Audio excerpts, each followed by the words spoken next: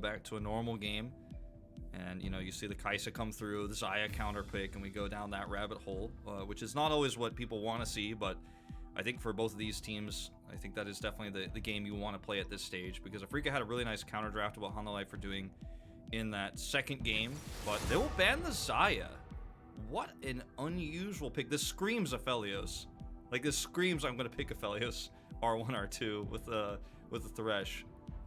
I wonder what they were expecting the first pick was going to be, though, because banning Xayah and leaving Kai'Sa available is like, we want to get something very specific in our first round of picks, and they're bound to have known that this was happening. I don't know, that Xayah is a very, very odd pickup. Does mean Pantheon, I guess, goes into their hands, but I don't know whether it's like that high priority, to be honest. Yeah, it's definitely... I'd rather see the commitment to the Aphelios. I mean, they could still get the Thresh here or the Aphelios, and then respond in the third pick with the other one and still lock those two down. It's not out of the question just yet. But yeah, I think it's a pretty big, like, it's a pretty big statement about the bottom lane to say, oh yeah, I'm going to ban the counter and leave the strongest and most popular AD carry in the world available. And this Samira pick is just I don't want to say it's not it, but it's a pretty surprising response. But I mean, like, why ban Xayah when you could ban Kai'Sa? Yeah. I don't know. Arthur's going to lock away the Udyr, and there is the Gragas. Chovy going to pick that one away. Could certainly be going into the hands of Morgan. I actually like this. So much disruption, and allows the Udyr just to, you know, turbo around and get his boops happening. And that's what you want out of an Udyr. If he's free to boop, then you're going to have a good time. And let's hope that Arthur can play the high-octane League of Legends that Pyosik demonstrated for us last time around, as Renekton being considered here for Keen. That's picking yourself into a bad matchup. That doesn't seem great. Yeah, it's definitely not a great choice, I don't think. And even though we did just previously see Fly play Gragas, I don't think this was ever going to be considered to be played in the mid lane, and I think it was very unlikely to be played by Vista. So it's not like they're picking the Renekton going, well, that's not really their top matchup. That's not really the top matchup I'm playing, because I think it definitely is. And if it wasn't, it is now. So. Yeah, that's the thing. It's a flex pick, right? So it's like, now you put it top lane. And they're banning the Ornn too. I think they're misreading this draft. Afreeca Freecs. I mean, Vista is a very good support Gragas, and Gragas Kai'Sa is a very strong lane. So I do understand that. But there are also a lot of things that you can pick into the Renekton, right? So picking Renekton blind is never a super safe thing to do, despite what a lot of our LCK teams consider. But if you ban away all of the counters, then maybe that does force Morgan to be playing the Gragas. Yeah. And you can go that way. But this is the power of a flex pick, right? Like, it means that Afreeca do have to do this, just in case, you know, they do switch it up and put the Gragas elsewhere. Yeah, it just really limits your draft. It's a really strong Gragas pick here. I mean, the truth is, like you said, Vista's played a lot of Gragas support, and Morgan has never played Gragas in the top lane in the LCK this season. So, I mean, if you think about the data, right, this could be something the coaching staff is kind of nudging Afreeca into based on what we've seen and based on trends. But I think to assume that Morgan wouldn't just flex into the Gragas here is a very risky line of thinking, especially when you're going into such a stable matchup into the Renekton, if they do just flex it. Well, that is a Rakan, which is interesting out of Lehens, especially considering that flexibility that we were talking about. You can just head towards something like a Leona if you would like to. Vista could get there if he decides as such, but it looks like we're continuing down Flexville, as currently Galio being hovered, which could be Vista or Chovy, but there it is, the Alistar just going to be locked away. And there's the Orianna, so this is a really strong composition for Hanwha Esports. I actually really like it. It's a lot of magic damage, especially given the fact that Udyr will be maxing Phoenix stance, so that's a lot of magic coming out there. And, you know, you don't do a lot of... you don't do 100% physical damage as Kai'Sa, but it will mean that they'll have to play around Deft a lot this game. Yeah. I think it's going to be kind of awkward to build magic resistance for the Pantheon. We know that Renekton can definitely build this. We see Fly's Syndra coming through as the final pick here, so the control mage matchup in the mid lane. Resident Sleeper mid. I like it. Yeah, there you go. And by like it, I mean I don't like it. It's boring. Hey, you know, anything that's meta, I'll take it, even if it has been played a billion times. I am concerned that this Lehen's Rakan pick is going to be very difficult to execute. They have a strong front line in Dread and Keen, right? The Pantheon, Renekton would be very powerful for hard engage, and then Rakan could follow up. Or they could peel for him if he's the one who's going to initiate the fight. And, you know, there are ways to then, like, as the fight continues, you know, the poke damage from Syndra, the Samira presses R, and the team fight goes your way. But it feels like it's the win conditions you need for that to work out are so complicated and so niche, and relies on you having advantages on the map to really make it work. I feel like the draft for Hanwha Life Esports is just stock standard. Like, we're going back to game one. Hanwha Life Esports meta draft, very comfortable, and if they get an early lead, they're just going to stomp it. You have to imagine. And yeah, I think the misread on the top lane for that Gragas pick is really coming back to bite Afreeca Freecs in this draft. Yeah, these the top lane is just a real problem when it comes to a lot of our LCK teams drafting. You know, we've seen in multiple regions that Gragas does very, very well into the Renekton, and then they see the Gragas pick and they're like, aha, Renekton. Like, really? Yeah, very I mean, decision. It's just, again, it's Vista has played 3 games of Gragas this season, which is quite high, right? I mean, you don't see Gragas support that much on most teams. It's kind of a Vista exclusive thing in the LCK, even though we saw it in Kespa Cup a lot. So, I mean, there's some reason to believe that it could happen, but to just assume that it would happen outright is a big mistake. Yeah. Speaking of mistakes, there was, of course, that Swippy Swappy issue, and that's why we're back into the draft. Sorry for not mentioning it earlier. It's just, you know, it was a bit obvious that we're not going to be playing top lane Orianna, or whatever the missed switch was, and therefore we're just going to go back. We had this issue yesterday, so a bit of a problem, but we are just going to get back through the draft and get on to the Rift. Yeah, it's one of those common problems that's luckily easy to solve and doesn't affect the gameplay. So, you know, if you're I really want there to be like, we need the lower third that says Swippy Swappy issue. I'm going to talk to production after this to make sure that it actually can be an official thing. We have just the guy for that who can make that happen. Yeah. Certainly a possibility. Well, this means we do get more blue glasses from Lehens, which is certainly something that we want. Oh, he took them off for a second to take a drink, and then he puts them back on again. Yeah, he always has those squares on his glasses because of the whatever they've got on the wall mounted there in front of him. No, actually, it's the windowed mode. Monitor. Yeah, it's just windowed mode. A lot of our pros actually play with windowed, just to make sure that their eyes need to do less work, I guess. I think this is in this case it's just because they're still in draft that it's windowed at the moment, but because I'm pretty sure there are a lot that actually just play the game in windowed. Oh, there definitely are, because like that was a thing even in StarCraft as well. Yeah.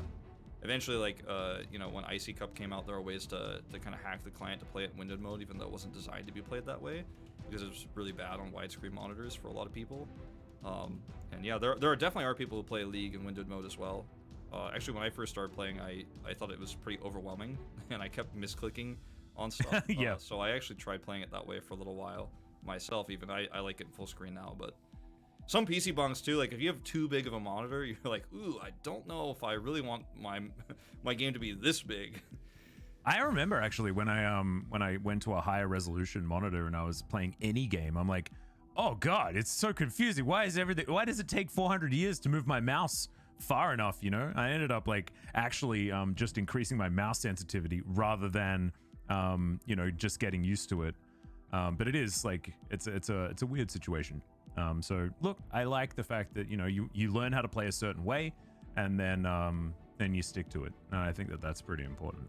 Yeah, and I think it's awesome that basically all these games that have grown over the years, because League of Legends is a very old game now. It sounds weird to say it, especially when we're having Brood War in the same conversation, but yeah, it's crazy to see how much custom ability has kind of grown across all esports, to where, you know, in the past you'd have to like you know, hack your keyboard if you wanted to put a hotkey somewhere else, but then, you know, now you can keybind anything in almost every you know, modern game. You can change your window size, you can change your minimap size, your skills on the bottom of the screen, everything. You can move chat around. I mean, there's so many things you could do. Highly recommend moving your chat above your minimap, by the way. Something I changed about a year ago. It's definitely helped me keep my eyes on the minimap more often. Oh, that's smart. I actually just don't look at chat, so I'm just looking at my minimap all the time. But that's a good way of being able to do both. It actually has helped my mental as well, not actually looking at chat, so maybe that's a good thing. Playing League of Legends in Korea, if you speak Korean, can be pretty awful. But if you don't speak Korean, it's fantastic because you're allergic to the flame. Oh, so good. Sorry, you're immune to the flame. Allergic is the opposite of what I meant. But that's fine because we're finally back into the game, guys. We were talking for a long time about windowed monitors and things like that. Woohoo! But now, finally, we got some League of Legends that we can actually delve into as Hanwha Life back on the blue side, and we'll see whether that is going to be the boon for them this game. Blue side currently 100% win rate, and generally when you get to a game number 3, there is a 100% win rate for one side of the map. Usually. And we'll see who's actually going to be able to come out on top right here as Afreeca wanting to get to that 4-3 mark, and Hanwha Life Esports looking to nail down that second place. I don't know whether they guarantee it with only a +1, but we'll just have to look at the standings after the match. Yeah, I can pull them up in a second. So, match 33, game 3. A lot of threes heading into this game as well. Yep. Arthur has chosen the right skin as well, as currently rocking the Hobbs. Beautiful stuff. The only good choice. Oh, 100%. Definitely agree. I know that Udyr is definitely on like the fans' list of champions they want to be reworked. It's kind of ironic that that was brought up a lot recently, right before Udyr became popular in Korea, and now worldwide. So could be some new skins in the works. You never know, but I want to hold on to this one forever, no matter what happens to Udyr in the future. No, I agree. Definitely not Udyr. 100% the best one. As Chovy loses out on a trade here early, Fly with a lot of control in this first wave. Like that a lot, if you're an Afreeca fan, because of course Fly is certainly a man that we've had a magnifying glass on. His performance has not necessarily been up there with a lot of our top mid laners, but this series, he's trying to, you know, buy it back. Actually picking up a Pog vote from our boy Wolf. Yeah, I thought his his Gragas being very good, yeah. I mean, I'm almost perfect, I guess. Nobody's really perfect. That doesn't happen, but I was very impressed. And we're going to see aggressive trading here. Deft going down very low. Great double pulverize there from Vista to try and buy some space, and he does so effectively. Lehens still burning down as Cleanse and Ignite now on cooldown. Bang holds onto his heal. That's really a nice advantage here for Bang, and you could try to go for it again in just a few moments here when the wave resets. Small advantage here. Not going to lead to anything. They just put a ward down. Udyr, you know, one of those champions we talked about can rotate very quickly early on and becomes a menace if he gets ahead. And yeah. I do think that, you know, a lot of the onus in this game is going to be on Arthur. The composition that, you know, Hanwha Life Esports have otherwise is very stable across the lanes. Even against Bang and Lehens, who seem to win every lane no matter what the matchup is. You know, that's kind of the sticking point, right, for Hanwha Life Esports, is if Arthur can also have a stable game and or get some leads in the lanes instead of it just being a, you know, fairly safe early game, the Hanwha Life Esports get ahead off of that Udyr pick alone. But you do have to be careful because as fast as he is and aggressive as he can be, post 6, Dread is going to be able to make a lot happen. But we're not there yet, and we are going to see Arthur rotate over his spot. Oh, Chovy's in trouble. This is just going to be first blood. All too easy there for Dread. Arthur's standing on a ward too, so... Oh no, and the collapse is coming in. Tibbers comes out. Arthur's trying to start this one off, but the dishy-dashy there from Bang is going to be absolutely fine. And no joy there for Udyr's first gank. Unfortunately, that was a really nice ward. You know, I said they didn't get much advantage. All they got was a ward, but it ended up being really nice. For Afreeca Freecs getting that extra safety. Chovy is just getting slapped a little bit here. Yeah, Dread. He's going to go back, but good positioning just in case he could capitalize. Going to go home now, though, and grabs his little flail, and he'll get back into his jungle and take down the Gromp. And we'll see whether he transitions into anything else aggressive around this map as we have a look at this one more time. This is the Chovy just going too far to the south. There's no ward in the bush. I wanted to try to get a better angle there on the fly, and just ends up getting caught and stunned. Small mistake, but, you know, don't know where Pantheon is. Sometimes you're going to get caught like that. It's just easy point and click on him, stun. Well, Morgan, you can see coping pretty nicely up towards... Oh, no. Take it all back. Okay. Actually, no. It wasn't Morgan's. That was... I think Keen actually locked that down, so that's fine. I got really worried. I got confused about opposite sides of the map. But thankfully, I think the cannon was taken. As Arthur comes in, There's Ernie mode, trying to take down these chickens, fighting with Dread a little bit as we've got a battle in the mid lane as well. Couple of different fronts here as Fly moving on over to Dread. Arthur will stun up the Pantheon, but the stun is going to be returned. And the flash out from Arthur is a big problem. In goes Bang, actually. Blade whirling around in amongst 3 members. Dread is going to close in, though, as Fly and Chovy continuing to fight. Arthur now having to get out. The flash forward from Lehens was very odd, but the Ignite, no, not actually ticking down as Vista very close to death, but he'll also get under there. The flash has to be invested, and now Deft is in trouble as well. Turret shots being taken, Spears not connecting, and Deft trying to get some autos over this wall. Gleaming Quill not able to get too much done, and the sidestep on the Void Seeker is good, but I think this isn't over just yet. Bang's trying to push this wave in, but I think this is just going to be a escape here for Deft. He actually does stop channeling. With this wave coming through, I'm a little bit concerned for Deft. Yeah, some low health bars, so maybe thinking that not actually going to get dove off this one, and he is right for now, as Chovy gets control of this wave for the minute, and Fly is going to just clear things out. Yeah, that was, you know, Deft making a good call on the bottom side there. Not going to miss too much farm, actually, so ends up being great for him. But this all started, really, with mid-priority for Fly, which has been the case here in this early game. Got a, you know, kill there. Well, he got an assist there, killing Chovy early on, and has since had good priority. So that rotation that he had with Dread to cut off the jungle and kind of collapse in there on the bottom lane ends up working out really well for Afreeca. And this Udyr pick, you know, it's not too late. Sorry if we'll get this. Okay, we're going to see a fight. I'll let you Yeah, Shockwave comes in. They're looking to lock down the Pantheon before anything can really start. As Morgan comes on in, Fly throws out the ultimate. It's not going to do enough damage as the party cask comes down from Morgan as well. Lehens going down extraordinarily low. Rakan's so squishy right now, and Arthur easily just boops him with Hobbs form. And that's going to be another kill for Hanwha Life. So they answer back very nicely here on the top side. Yeah, this has been kind of a back and forth, a little bit sloppy between these two teams, but this is a really aggressive play from Dread because Fly has such priority here. And then they get positional advantage. Lehens is able to dart back. He's totally safe. And now, you know, you're caught between a rock and a hard place. You kind of have to push this. The issue here is Hanwha Life Esports, because if you're walking back, you're going to walk into a Pantheon that's going to catch you anyways. So you have to try to commit. And unfortunately, they just don't end up winning out on the exchange. Deft does survive, and Arthur's shoved away. This fight is just a little bit overzealous on the side of Afreeca Freecs. It's a really nice teleport coming through from the top side of the map. Morgan is here. He's got level 6. And Fly is trying his best on the side. He pressed the gameplay button to try to add some extra damage in, but this ends up being just a really nice chase down. Meanwhile, in live... Yeah, a bit of a fight towards the bottom side. That is going to be the flash in response. Good headbutt from Vista, but he might still take too much damage. No, gets to the safety of the turret. And Bang was ignited, but is able to still walk this one off. This game has been so much more action and aggression than we've seen throughout this entire series. Yeah, it really has been. I mean, Game 2 had some weird fights that got exchanged, but this is like non-stop action. The kill count's a little bit low, only 4. Say only 4, but, you know. At least they've been fighting, you know? That's the main thing. There's been attempts to get a lot more than the 4. That is going to be the first Drake to Afreeca.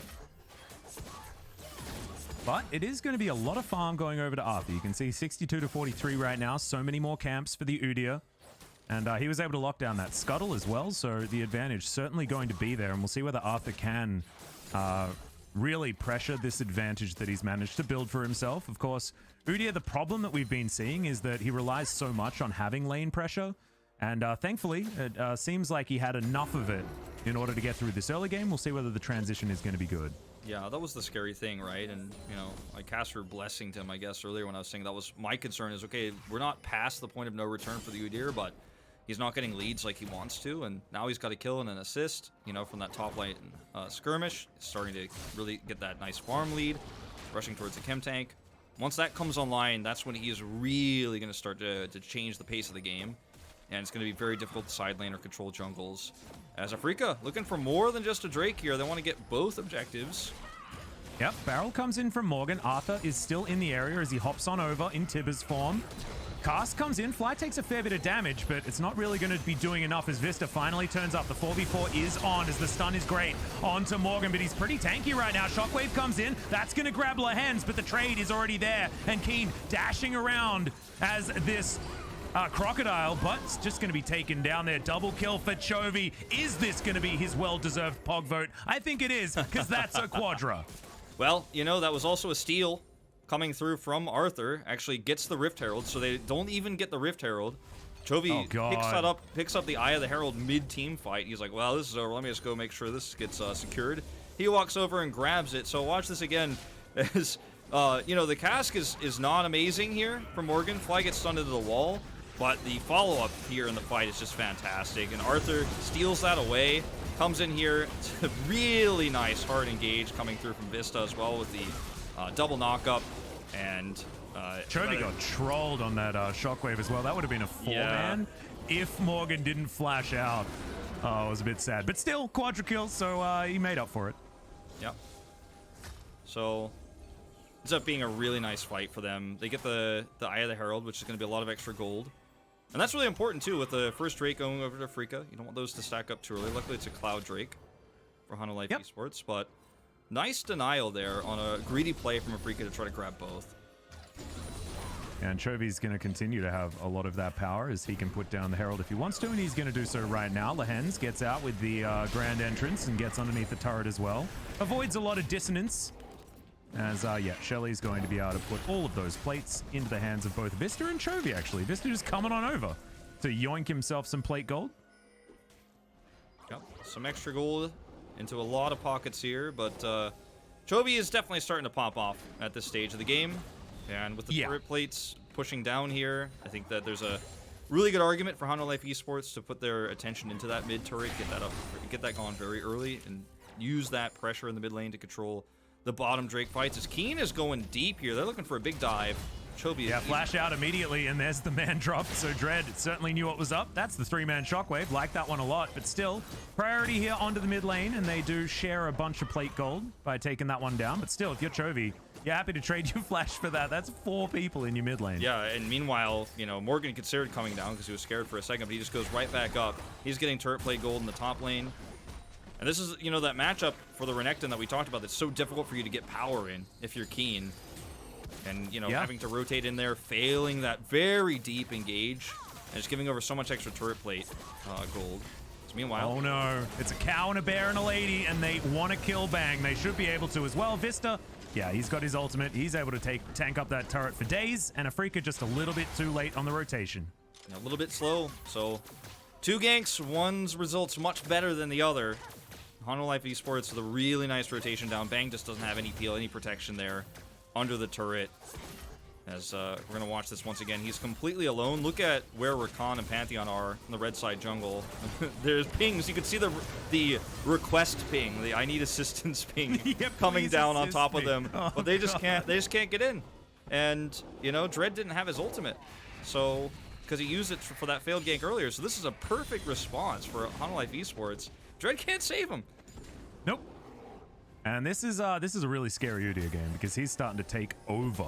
He's 100% kill contribution. All 7. And he's able to just take whatever he wants around this map right now. And look, with this composition, right, there's way too much magic damage. And it means that Orianna struggles to do a lot of work as the game goes on. But with the acceleration from that early Quadra kill, there's going to be no troubles for Chovy to get towards things like Void stuff and extra damage whenever he wants to. And now they're just winning fights. Deft, Killer Instinct's over. That's the Grand Entrance from Lehens as Arthur just chasing down Dread and the Rakan. Deft should be able to get to this kill easily. Pops the Pantheon.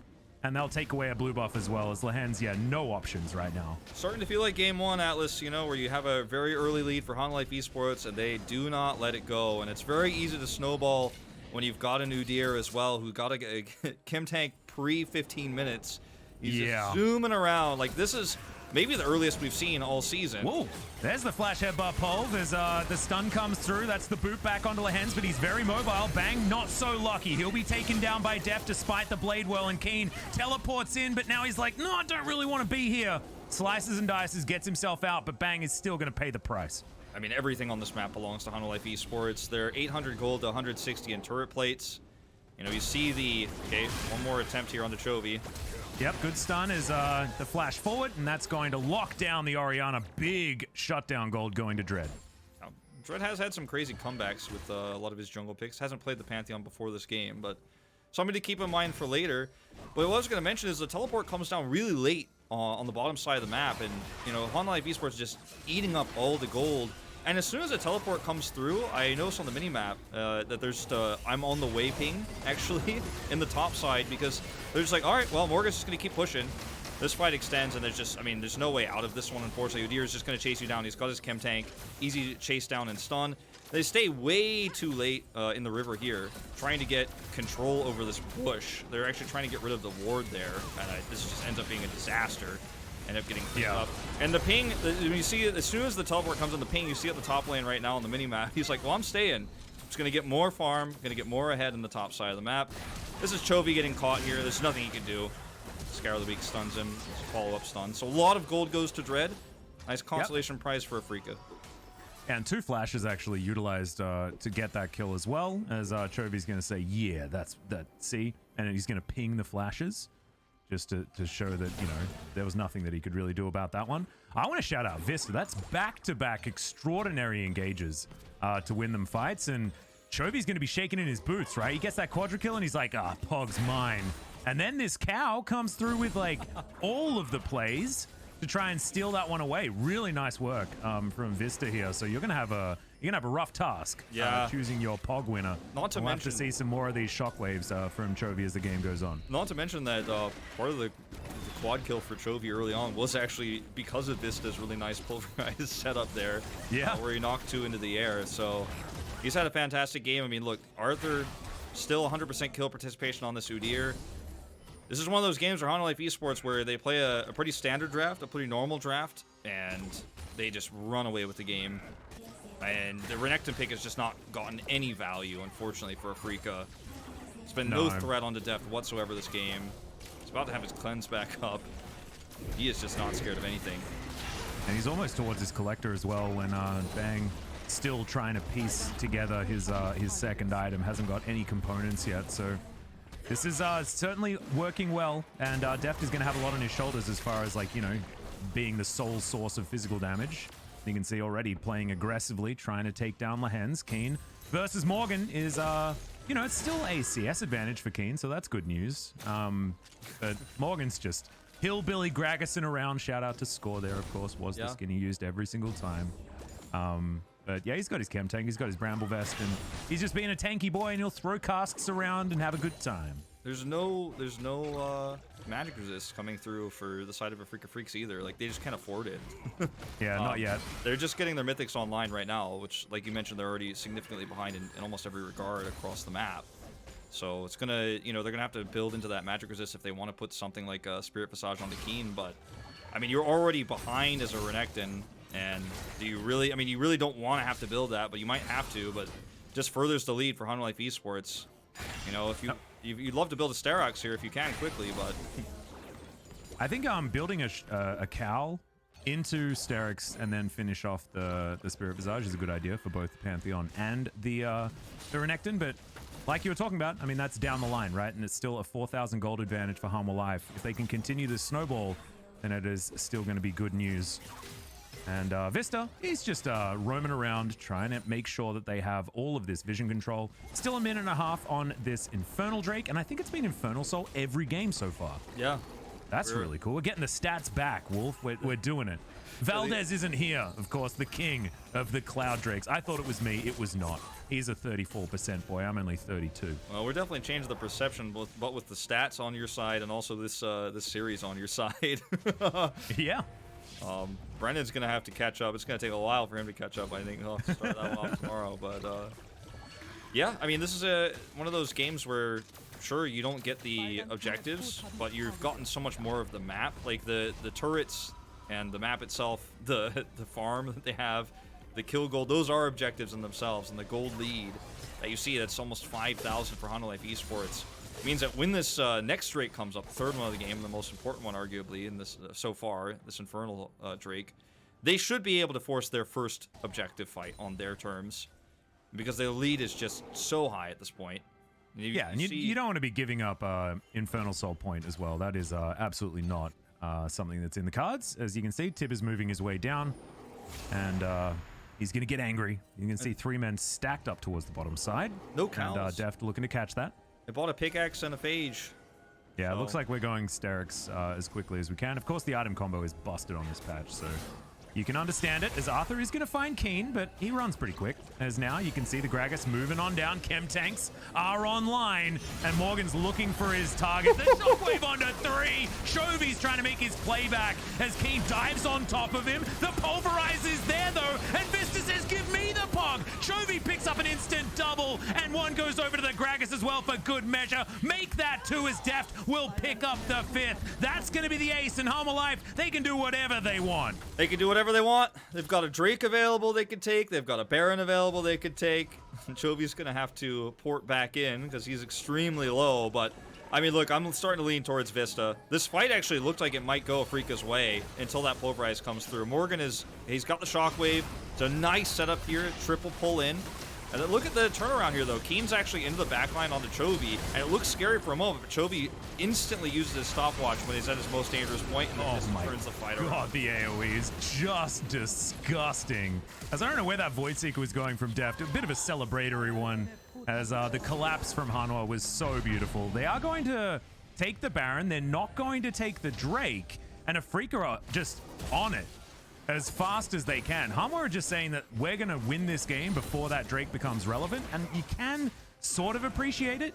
I just, like, the thing is, they don't have vision, so Vista shows himself here, and they're taking so long to take it. There's an argument where Arthur takes us away.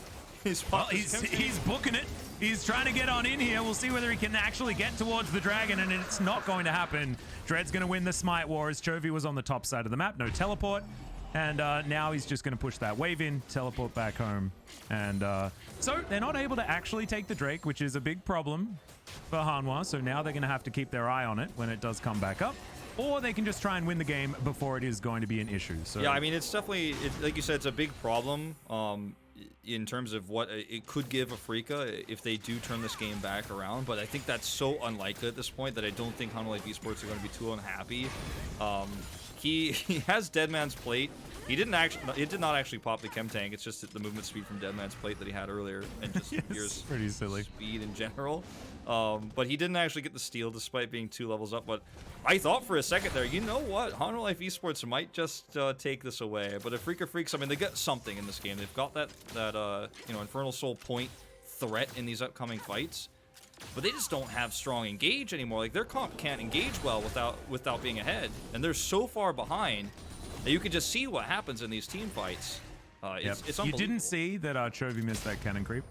The other thing as well is Chem Tank doesn't give you the tenacity every time you move forward. I thought that, that he did get stunned up, but I thought it was going to last so little time that it didn't matter. But he has basically no tenacity in this build right now, as he did go for the steel caps instead. So I think he wasn't actually able to smite. So I said 50-50. That might have been a lie. We're just used to these these Udyrs ignoring CC for the most part, but not on this patch, unfortunately. Yeah, not with the change coming through. Still, I mean, this is a fantastic position for Hanwha Life Esports. They're pushing all 3 lanes in. The Baron buff is for 40 more seconds, so I don't think they're going to be able to get any inhibitors here. Unless Afreeca Freecs have a bad engage. They're going in on Chovy once again. Yeah, Chovy's going to have to utilize this Zhonya's very effectively. He denies the stun there as Arthur comes on in. There's the shockwave onto a couple of members. Dread very, very low. Deft all the way into the back line. This is a disaster. Samira going to be focused down. Deft trying to kite this one as Dread jumps on top of him, but he's dead. That's the best form of CC as Fly now trying to get away from Arthur, getting away from Udyr. Don't make me laugh. Boop to death. And there is the game. This should be Hanwha Life mowing down the mid lane with the last couple of seconds of their Baron buff and taking game number 3. Yep, we've got a few waves coming through, so they should easily be able to push these turrets down. And that's what I was saying. Afreeca Freecs with a pretty bad engage there. They look for Chovy. He has his Zhonya's, and the rotation speed of this composition is just so fast. And the fact that Deft is able to just walk into the faces of Afreeca Freecs without anyone punishing him is just the story of the game. And Vista, nice pulverize here as we're just celebrating at the end. Deft picking up a couple of celebratory kills, and that's another one going over to the Udyr as well. 3-0-16. Damn.